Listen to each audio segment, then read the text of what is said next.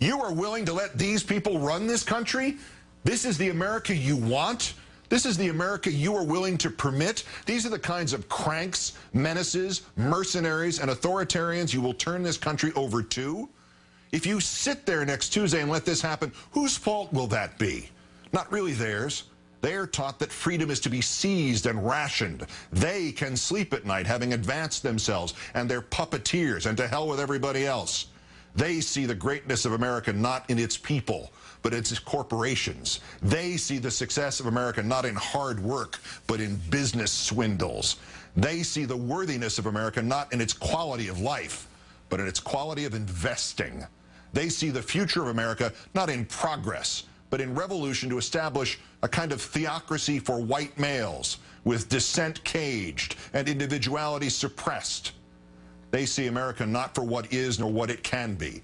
They see delusions, specters, fantasies. They see communists under every bed and a gun in every hand. They see tax breaks for the rich and delayed retirement for everyone else. They fight the redistribution of wealth, not because they oppose redistribution, but because their sole purpose is to protect wealth and keep it where they think it belongs, in the bank accounts of the wealthy. They want to make the world safe for Bernie Madoff. But you know better. If you sit there next Tuesday, if you sit there tomorrow and the rest of this week and you let this cataclysm unfold, you have enabled this. It is one thing to be attacked by those who would destroy America from without. It is a worse thing to be attacked by those who would destroy America from within. But it is the worst thing to sit back and let it happen, to not find the time and the means to convince just one other sane voter to put aside the disappointment of the last 2 years and look to the future and vote. Because the disappointment of the last 2 years, those will be the good old days in a Tea Party America.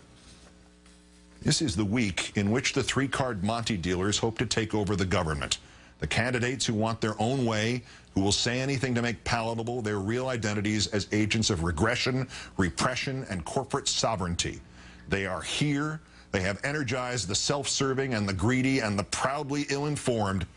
And if no other fact convinces you of your obligation to vote and canvass and phone and even drag to the polls the most disheartened moderate or Democrat or liberal or abandoned Republican or political neutral to vote for the most tepid of the non-insane candidates, if no other detail hands you that spark of argument with which to invigorate the apathetic, you need only commit to memory the words of Stephen Broden and Sharon Angle. She can run from reporters, but she cannot run from this quote from January and all the horror and insurrection it implies. Thomas Jefferson said it's good for a country to have a revolution every 20 years. I hope that's not where we're going, but you know, if Congress keeps going the way it is, people are really looking towards those Second Amendment remedies. Sharon Angle, too subtle for you? Second Amendment remedies? Guns instead of elections? Too implicit?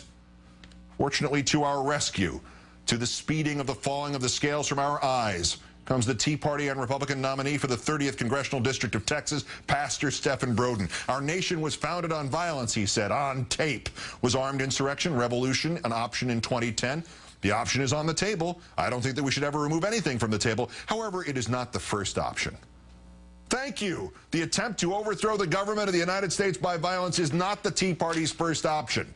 Next Tuesday is the first option. The words are those of Nedrick Young and Harold Jacob Smith from the screenplay from the movie Inherit the Wind. As the attorney for the man on trial for teaching evolution, Spencer Tracy cuts to the gist. Fanaticism and ignorance is forever busy and needs feeding. And soon, Your Honor, with banners flying and with drums beating, we'll be marching backward through the glorious ages of that 16th century when bigots burned the man who dared bring them enlightenment and intelligence to the human mind. The angered judge replies, I hope counsel does not mean to imply that this court is bigoted. The attorney mutters, well, Your Honor has the right to hope. The judge warns, I have the right to do more than that. The attorney explodes. You have the power to do more than that. And you have the power to do more than that. Good night and good luck.